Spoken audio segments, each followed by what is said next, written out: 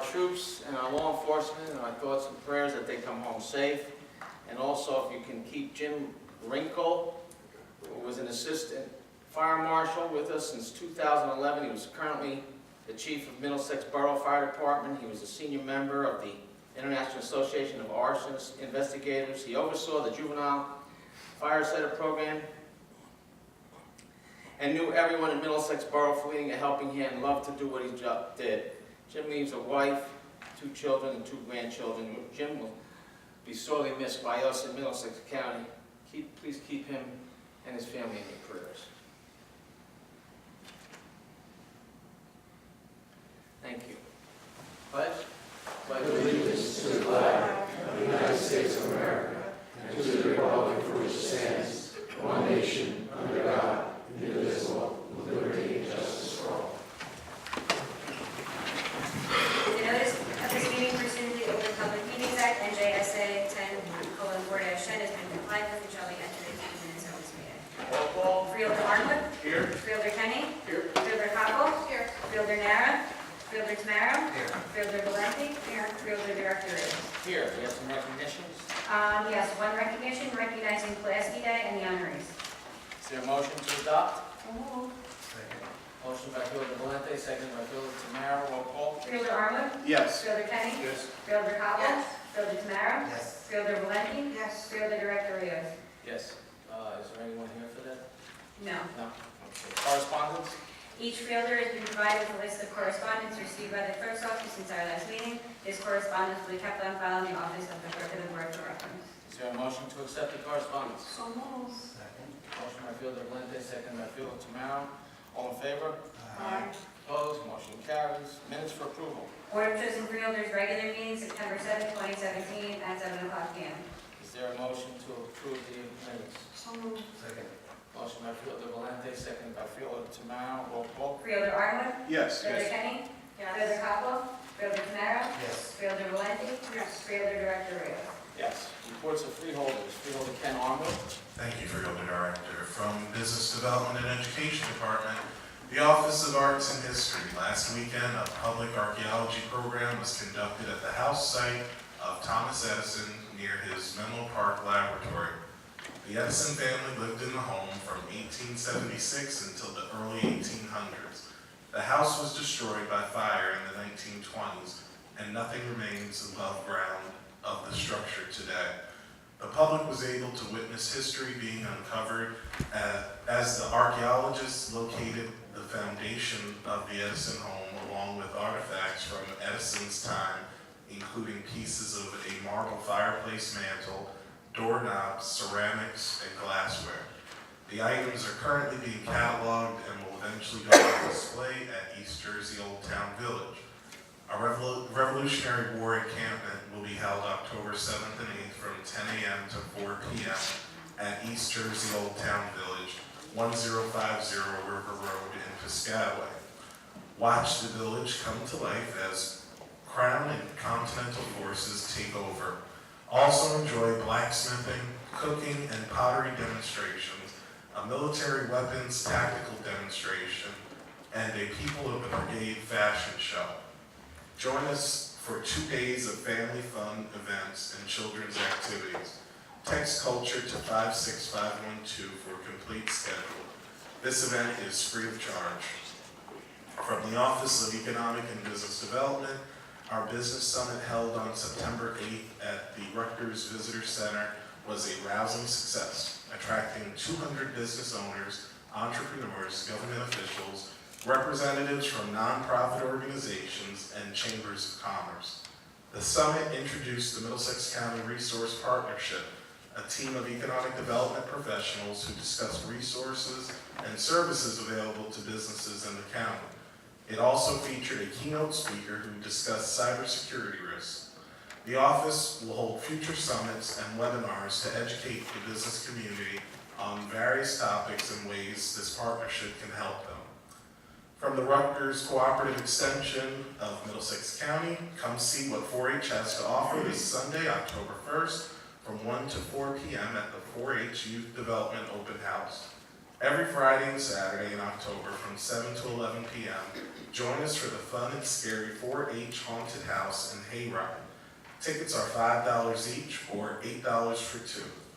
This is a fundraiser for the 4-H's holiday charitable event. Both events will be held at the 4-H Center, 645 Cranberry Road in East Brunswick. From the Middlesex County Office of Workforce Development, 170 job seekers attended the Office of Workers Development's annual Fall Job Fair held on September 14, 2017. 40 businesses participated, offering a wide range of in-demand occupation positions. Staff reviewed participants' resumes and offered guidance on career options and training that is available through our comprehensive one-stop centers in New Brunswick and Perth Amboy. Plans are now being finalized for a Veterans Job and Resource Fair, which will be held on Thursday, November 2nd at the Sayreville VFW from 10 a.m. to 1 p.m. This event will be open to veterans and their families seeking employment. In addition, many county offices will be participating, including Aging and Disabled, Human Services, and Veteran Services. This annual event is one of the ways that Middlesex County supports the men and women who have bravely served this country. For more information about the Office of Workforce Development and this event, text Workforce to 56512. And that concludes my report, other than to say let's keep all of our fellow Americans in Houston, the Gulf, the Caribbean in our prayers, and let's hope some help gets to them very soon. Thank you. Freeholder Charlie Kenny.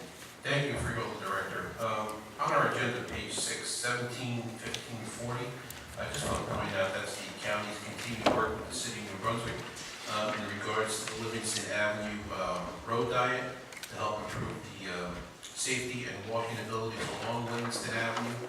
And George, am I correct, did we receive, or are we going to be receiving some funding from the NJTPA in regards to this project? Is that scheduled for 18 or 19? Do you know off the top of your head? Say that again, sir. Is that funding coming to us in 2018 or 2019? I don't remember exactly the schedule. 18, I believe. 18. So next year we'll be receiving some funding from the NJTPA as we move forward with this project of, again, improving the safety and walking abilities along Livingston Avenue. Just a couple other items that I have here. Freckleface Strawberry, the musical, will take place at the Stephen Capestro Theater for the annual Children's Show. The dates will be October 7th and 8th, 14th and 15th, and the 21st. Performances will be at 1 p.m. and 4 p.m. Tickets are going fast, so check our website for more information. Adult tickets are $3 and children 12 and under are $2. The Roosevelt Park Family Roller Skating Rink is open and will remain open until October 22nd. Hours are Friday and Saturday from 5 to 9 and Sunday from 3 to 7. For those who like warm weather, now is the time to get out there, that's for sure. And enjoy these beautiful nights roller skating under the stars. Hopefully it'll be a little bit cooler than it's been warm. But finally, we also have the National Public Lands Day is next Saturday, September 30th at the John A. Phillips Preserve, Maple Drive in Old Bridge from 9:30 a.m. till noon. Come join the Middlesex County Conservation Corps as we work to improve the parks and trails at the preserve. Volunteers interested in enjoying nature and being outdoors can pre-register for the event by visiting the Parks and Recreation page of the county website and clicking on Conservation Corps. At the conclusion of the event, consider staying to explore the 1,700 acres of the John A. Phillips Preserve. There are 6.5 miles of marked trails and 1.5 miles of self-guided nature trails with interpretive brochures available at the trailhead. Information about these events and other parks information can be found at the Middlesex County website at the Parks and Recreation page. And the last item I have is this past Saturday, Freeholder Tamaro, myself, the mayor and council members in Jamesburg, and also some council members from Monroe got together at a park in Jamesburg, and it was a great thing where the county worked with the town to come up with a way to help improve the safety, the fall zones at the park that is down in Jamesburg. We were able to hook them up with our Conservation Corps to get volunteers and some equipment that they could use to rake the stuff out. They were able to get mulch and get stuff, get it laid out, and then we were able to get volunteers from the Bank of America to come out and spend a little bit of Saturday with us as we help to improve the fall zone for the kids that use this park. So it's always great when different branches of government, different levels of government come together and work together to improve the lives of our residents. And that's all I have, Director. Thank you. Thank you. Fielder Leslie Coppola. Thank you, Freeholder Director. Over the last 4 years, the County Finance Department has been continuously working toward increasing productivity, efficiency, and savings for the Middlesex County taxpayers. We've been accomplishing this by introducing the newest and most comprehensive technology into our operations by replacing legacy data systems and manual processes. During these 4 years, we have successfully implemented the following technological improvements: payroll HR system, debt services management system, Easy Pay initiative, which was automated credit card payment, check scanning, cash receipts, and will soon introduce online payments to the county residents, utility payments automation, and interactive online vendor portal. This tremendous leap in business intelligence has accumulated with the upgrade of the county's 20-year-old financial system, the heart of our operations. On April 19th of this year, the Finance Department kicked off the implementation of the state-of-the-art One Solution Financial Enterprise software. This upgrade will automate many current processes, resulting in the elimination of paper fiscal transactions, improve daily operation and allow for enhanced fiscal management, increase the accessibility and efficiency of doing business with the county, provide comprehensive budgetary, analytical, and business intelligence capabilities which give the county increased insight to make confident, timely, data-driven decisions with meaningful and trustworthy data. Reporting capabilities will allow for faster turnaround time for required reports and for public information requests, enhancing transparency. And finally, this system can be run securely across many device platforms, allowing for off-site accessibility for different purposes, which ensure that there will be no halt in operations for any reason.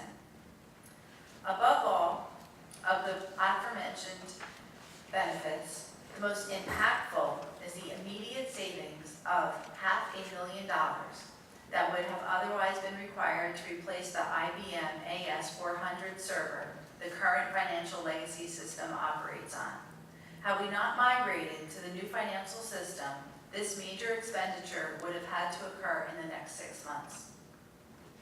As of tonight, I am happy to report that this project is on schedule to go live January 1st, 2018, and is progressing under budget. That concludes my report, Freeholder Director. Thank you. Thank Fielder you. Deputy Director Charlie Tamaro. Thank you, Director. On Friday, September 22nd, my family and I were honored to attend the dedication of the Emergency Department Patient Arrival Pavilion at JFK Medical Center in honor of my father-in-law, Dr. Thomas Pataniti. And Director Rios was also in attendance. Doc was a long-time member of JFK Medical Dental staff. In fact, he was on the dental staff when the hospital opened in 1967. He dedicated so much of his time to helping the hospital grow into what it is today, and was known for treating patients on limited resources without charge. Doc's brother, Carmen, and his wife, Ann, also made a contribution to JFK Foundation to establish a Dr. Thomas H. Pataniti Education Endowment Fund to support the needs of JFK Medical Center Emergency Department. In addition to his medical career, Doc served twice as Edison Mayor, 12 years in the New Jersey legislature, representing the 18th District as a state senator and assemblyman. He also served as Middlesex County's longest-serving Democratic municipal chairman, a post he held for more than 31 years until 2015. My mother-in-law, wife, and children are very proud of the legacy Doc left behind and thank the hospital for this honor. The MCIA golf outing was yesterday, September 27th. The Friends of Middlesex County Charity Golf Classic was held at County's Hemorrhoid Golf Course in East Brunswick. 160 golfers enjoyed a beautiful day of playing in the newly renovated greens. They raised $20,000. $15,000 of the proceeds were donated to the Cerebral Palsy Association in Middlesex County, $2,500 to the Middlesex County College Veteran Service Program, and $2,500 to Feeding Middlesex County the newly formed nonprofit organization to support McFoods, the county's food bank. I want to thank all those who worked so hard to make this event a success, and those who participated or even made donations to the cause. And also on this past Saturday, Freeholder Kenny and Freeholder Nara attended an event in Metuchen at the Oakland Park, where they cut a ribbon on a newly renovated park for the County Health Fund. The best part of that day was seeing the 50-some children, as soon as we cut that ribbon, fly into the playground and go and to enjoy the equipment. I want to thank the county for their work in making that happen. It's really made a lot of children happy in Metuchen that day. That's my report, Director. Thank you. Freeholder Blanquita Valenti. Thank you, Freeholder Director. From the Department of Community Services, I was pleased to participate in our Office of Aging and Disabled Services annual Senior Health and Fitness Walk, which was held September 13th at Roosevelt Park in Edison. More than 600 older adults from throughout the county came out on a picture-perfect day to take steps to improve their health. I want to thank everyone who worked on the event, starting with the staff from the county's Office of Aging and Disabled Services and the municipal senior centers. A special thank you as well to the local partners who shared information and engaged the seniors in health-related activities. A great time was had by everyone who attended. I also want to highlight the Middlesex County Conference on Mental Health and Addiction Recovery, which was held today in recognition of National Recovery Month. Attendance for the event was in capacity, recognition that recovery in all its forms is possible, and with effective prevention, treatment, and recovery support services for those in need. Thank you to the Office of Middlesex County Office of Human Services and its partners. Wellspring Center for Prevention, the Governor's Council on Alcoholism and Drug Abuse, and the Alliance to Prevent Alcoholism and Drug Abuse for their leadership in sponsoring this event. I also attended a community civic center in New Brunswick, a breakfast to build a thriving New Jersey. For over 30 years, local and county governments, community developers, and private sector partners have worked with the state of New Jersey to provide the homes and services our residents need, generating over $500 million annually for New Jersey's economy. Over the last decade, however, the state support for those investments has been diverted or abandoned, limiting what is possible for a robust industry to produce. This breakfast gave us an opportunity to learn how state funding for homes we all can afford is critical to build a thriving New Jersey. And that's my report. Thank you, Freeholder Valenti. I have a few comments to make. On September 15th, I attended the POW MIA Remembrance Day service in Metuchen that was organized by the Vietnam veterans of Central Jersey. I thought it was a moving service that they have every year to remind us and bring more awareness about POWs and MIAs that we still don't know how many people, well, they know how many people are MIA, but they still have not returned home. And that's very unfortunate. So if we can just urge legislators and federal government, Defense Department, to keep their efforts trying to locate each one to come home. I went yesterday to the Galena home dedication in Hope Lawn, and it's a senior citizen complex in Hope Lawn, and it's named after our former freeholder colleague, Freeholder Stephen J. Pete Galena. I thought it was a nice tribute to him for his legacy in public service. Beautiful building for our seniors. And I'd like to also mention that we posted on our website all organizations or county or governments within the county that have efforts to try to help those in Puerto Rico, Florida, Texas. One personal note that Puerto Rico, I have family there, and the difference between the island and our mainland here, our continental USA, is that we can get people to drive there, whether it be utility trucks or different utilities. Puerto Rico, the only way to get there is by plane or by boat. And that's a challenge for all of you. emergency responders that are going there, and I say thank you to them for their efforts, because that's a tough job, and it's going to take months, maybe years, to recover from that. So if anyone wants to help out with any of those places that have been hit by the hurricanes in the last month, please look and see if you can help in any way. It would be greatly appreciated. Okay, Mr. Kelso, any resolutions to be added? There are none. Any resolutions to be amended? There are none. Any resolutions to be held? There are none. Any resolutions to be voided? There are none. At this time, I'd like to open the meeting to the public on any resolutions listed.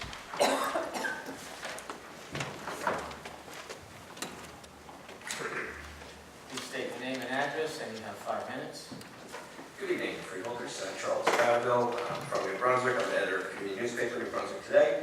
I appreciate the update on the New Brunswick Livingston Avenue situation. If the funding's going to come through in 2018, when can those of us who live in New Brunswick actually expect to see changes to the streetscape? 2018? 2018. We're on schedule first. Okay. And the project will be completed in 2018. It'll probably be a long project that'll go into 2019. Thank you. I do think it's a good example of how the city and the county can work together on the numerous, transportation problems that exist. There's a lot of bad intersections. There's a lot of situations that on the local level people are always complaining about, and I think it's good to have the county work together with the city. Hope to see it more in the future. Can I hear about 1548, the wastewater management plan? I went to one of the hearings about it. What are the major changes, would you say? George? I can answer that. The amendment that was made to the sewer service area map for the St. Mary's Catholic Church in East Brunswick. It's went to the public hearing and the Board of Freeholders, and it was finally approved. And tonight it's on resolution for final approval. Okay. In East Brunswick, thank you. The 1591, the MCAT bus services, can you tell me which routes this covers? Jerry or Lila? Only the M1? Yes. Thank you. 1593, can you tell me why the corrections needs 8 shotguns? Yes, Charlie, I can. We did a complete redo of all our firearms, including shotguns, which are necessary in certain exigent circumstances, and past, incidents, but that was the last part of completing the complete redo of all our firearms. So it's replacing existing shotguns, or is it additional? Yeah, replacing the, Okay, and have they ever been fired? not during my time. Okay. Guess I'll just close by objecting to 1612, 1615, 1616. It doesn't make sense. 6-1. Some of the final resolutions about, the prosecutor's office wants to have people at the county's expense get training, which is a good thing, but they want to keep secret which officers are getting the training. It's inexplicable. Freeholder Polos, your former colleague, made the point that, hey, if these events are in the future, they might not want people to know that they're not going to be home with their families. That makes perfect sense. But when the events are in the past, there's no reason to keep it a secret. And I don't understand why we can't know which officer in the Middlesex County Prosecutor's Office gets to attend the basic narcotics training course in Woodbridge. Why is that a secret? I've had this conversation with the prosecutor. I've had this conversation with you, Charlie. The prosecutor feels it's in the best interest of safety and security of an investigation or the investigators themselves that no one knows who they are. That's un-American and doesn't make sense. Do you agree? The prosecutor feels that it's in the best interest of security for the investigations in the future or past investigations and for the security of the investigators. And if the prosecutor is more of a law enforcement person than I am, and he has advice and consent or support from his investigators and his administration, so I have to take that for face value and believe that he's right there. Okay, so respectfully, your feeling is the same as the I'm going to prosecutor. support these resolutions. I'm not saying to oppose the resolutions, I'm trying to oppose the secrecy. There's no need to keep it a secret. These already happened, these trainings happened, the county paid money for these people to go. And, it's, we have a right to know which officers are getting the training. Indeed, we're helping their careers, and they may move on to other places and use this something to benefit them. And we should know which officers are getting the training, which officers have what expertise, so that the public can make informed judgments about which officers are getting which assignments and which officers are doing what work and assigned to what cases. It doesn't make sense to keep it a secret after the fact. The training's been done, the bills, you paid for it, we paid for it. I think we have a right to know. That's all. Anyone else in the public? Move to close the public portion. Second. Motion closed by Freeholders, second by Freeholders, Valente, all in favor? Aye. Opposed, motion carries. Okay, Mr. Kelso? I don't believe anyone needs to remove any resolutions this evening. No. Okay. Then Freeholder Director, a motion would then be in order to adopt a consent agenda consisting of resolution number 17-1508 through resolution 17-1616. Is there a motion? Motion. Motion by Freeholder Valente, second by Freeholder Tamaro, roll call. Freeholder Armwood? Yes. Freeholder Kenny? Freeholder Coppel? Freeholder Tamaro? Freeholder Valenti? Yes. Freeholder Director Rios? Yes. This time I'd like to open up the meeting to the public. Anyone have any comments? Please step up to the microphone, state your name and address, and you have 5 minutes.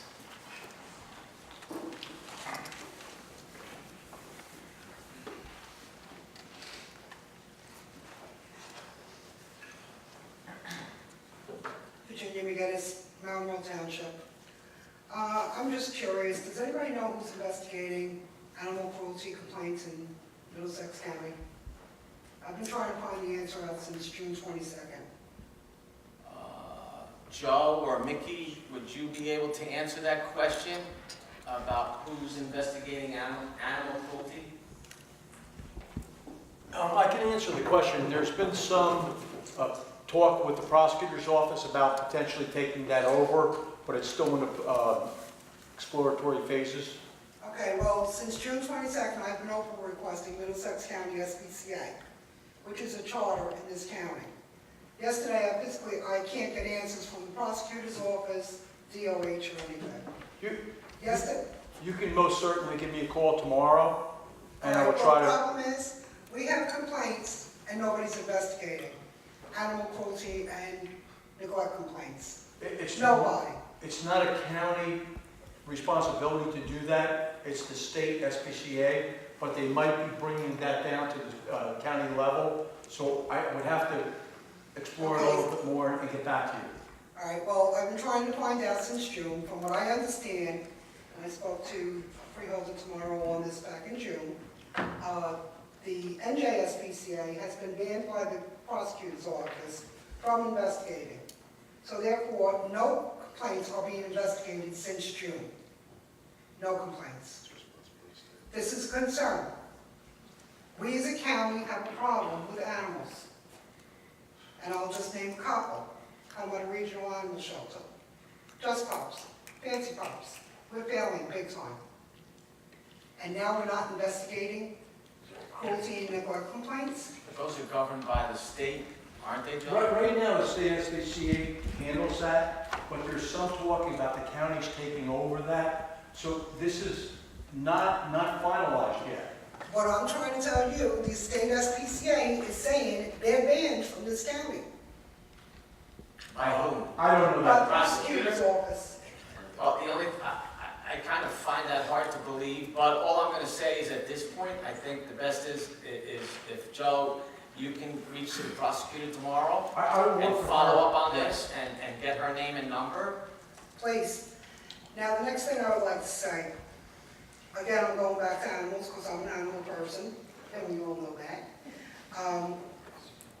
There are 2 municipal shelters in this county that are not in compliance with law. And yet the health department keeps giving them a satisfactory inspection. And when I say they're not in compliance with law, is they do not have an isolation area. Now, I've notified your Director of Health last year. I just recently wrote to the State Department of Health, who requested that he investigate this. Why are we letting shelters not comply with law, yet our inspectors are giving them satisfactory inspections? An isolation area is extremely necessary, extremely, because it's a zoonotic disease. And with the amount of dogs we have coming in from other states that carry communicable diseases, and they end up in our shelter system somehow. We're putting all our animals at risk, as well as humans. And I think it's time we stepped up as a county and looked into probably building a county shelter. Or taking over Helmetta. That would be my ideal solution. I'm sure, but that's, I don't think the county wants to get into the business of having an animal shelter, or are we in a position yet?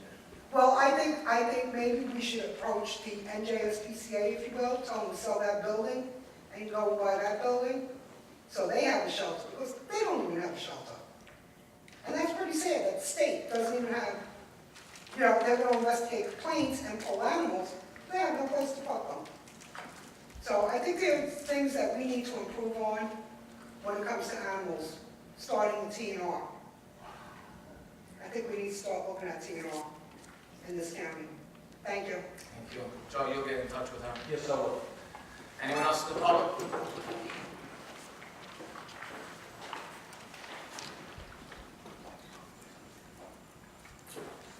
Good evening, Freeholders. My name is Brian Hackett. I'm the New Jersey State Director with the Humane Society of the United States. I actually came here tonight to speak about a different issue, but before I get to that, I would say that I've had our members who are Middlesex County residents have serious concerns about what Virginia raised this evening.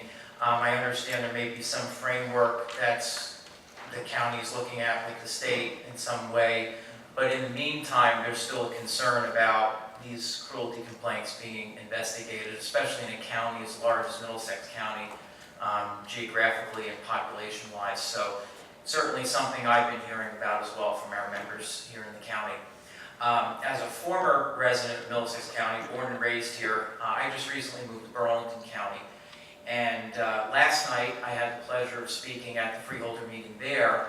And Burlington County became the 5th county in the state of New Jersey to officially endorse and support humane community cat management through trap, neuter, vaccinate, return.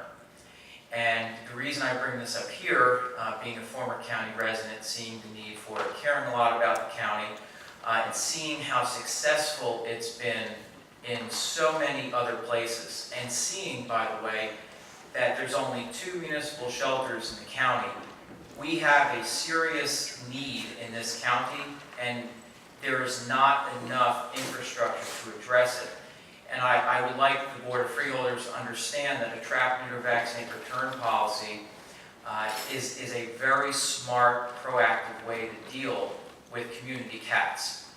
And, I understand there's a lot of people who don't like cats, and there's a lot of other problems that we face, but these are community cats. They've always been there, and in large part, they're there because of problems that human beings have created.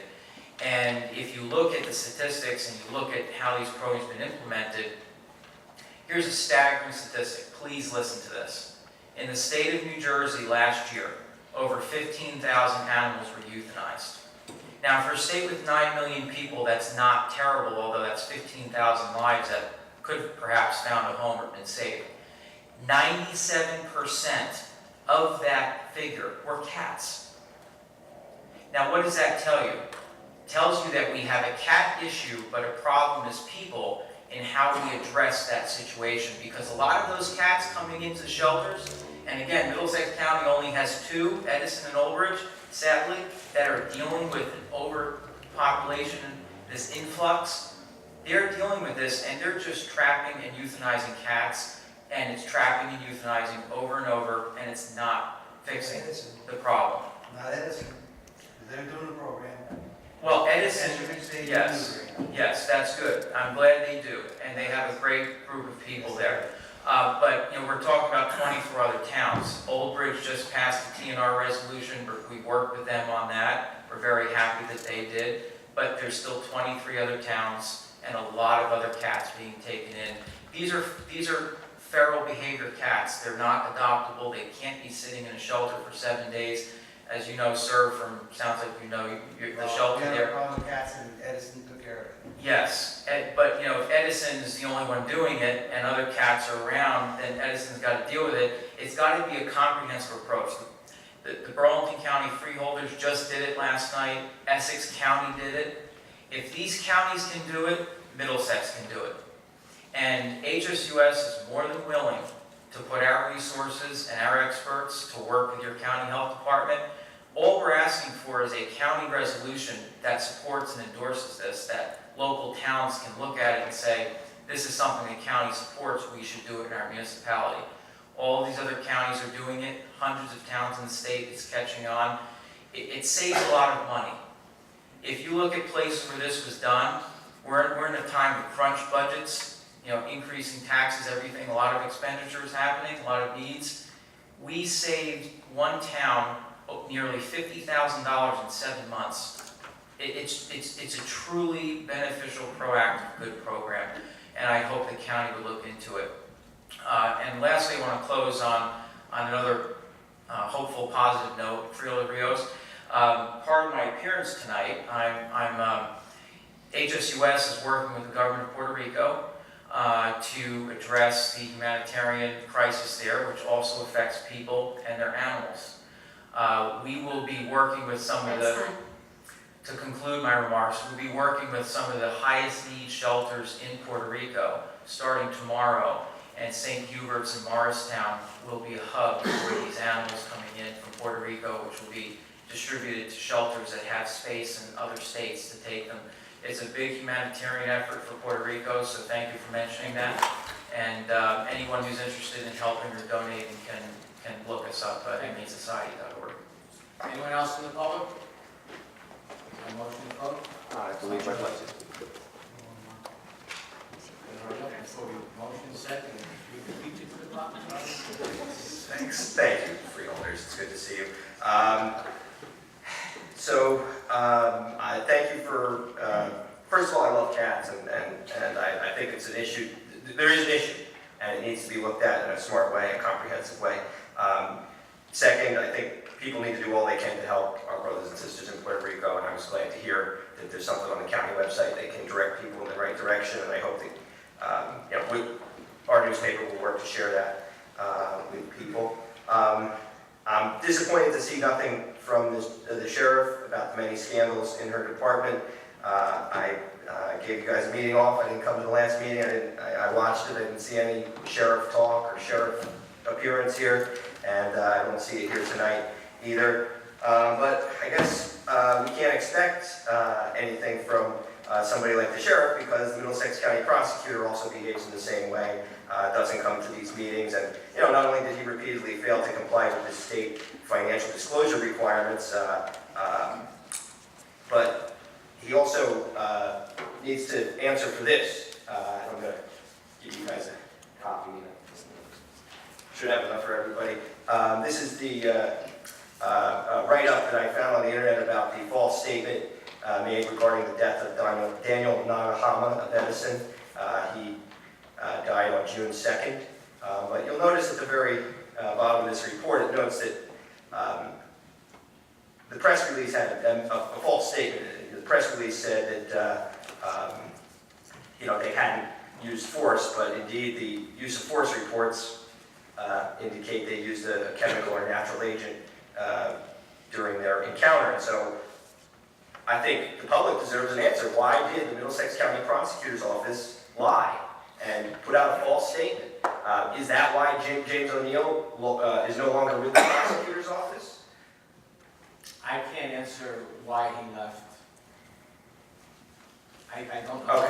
Okay. Well, I think it would be cause for him to have left, but I want to know when the prosecutor's office is going to correct the record, because when we run a newspaper, when we get something wrong, we correct it. We admit it.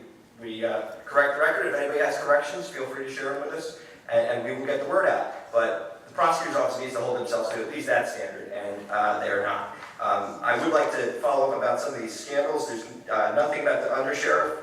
I guess I'm going to have to go to Somerset County and get a copy of that warrant myself. Who's the chief warrant officer right now? For the sheriff's office? Yeah. Candace Burgess. It's still Candace Burgess, okay. How about the March 31st incident with the courthouse? Was any investigating done into that? I can't answer that, I don't know. Okay, it's come up at this microphone many times, and, you know, I'm just, It's not our job to investigate the sheriff or the prosecutor as freeholders. That doesn't come within the realm of our responsibility. If you have a problem with the sheriff or the prosecutor, the only thing I can suggest to you is, and I think I mentioned this in the past, that you would go see the state attorney general. I would imagine that would be the person. I've been trying With to, a complaint or a question. believe it or not, no response, zero response from the top law enforcement agency in the state. I'm at a loss for what to do. I would like to know about the officer I brought up at the last meeting, Puppo. Also, I read a press release that Neil Ricci has been convicted. Is he still on the payroll? Is John Puppo still on the payroll? And what about Matthew Keenan? The sheriff's officer's name's not ringing a bell. Yeah, we can get that information for you, but none of those names. Okay, I'll follow up. I just think the county has dug such a deep hole with the corruption and the cover-ups that, when somebody, a sheriff's officer pulls their gun out in a bar, and then they get rehired by the department, that sends the message that, hey, you can pull your gun out in a bar, and they're going to take care of you, and you're still going to be on the payroll if you're connected, if you play the politics. And I just think we deserve better. This is a great county, and I want my elected leaders to look into this stuff when I bring it up on the microphone. I don't have to come here. I took time out of my day to come here and bring this stuff to your attention, and I would like to see leadership on these issues instead of passing the buck to people who don't even come to these meetings. Thank you. Anyone else in the public?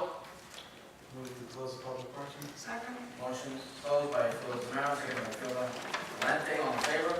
Aye. Opposed, motion carries. Is there a motion to adjourn? Motion adjourned by Philip Valente, second by Philip Demaro.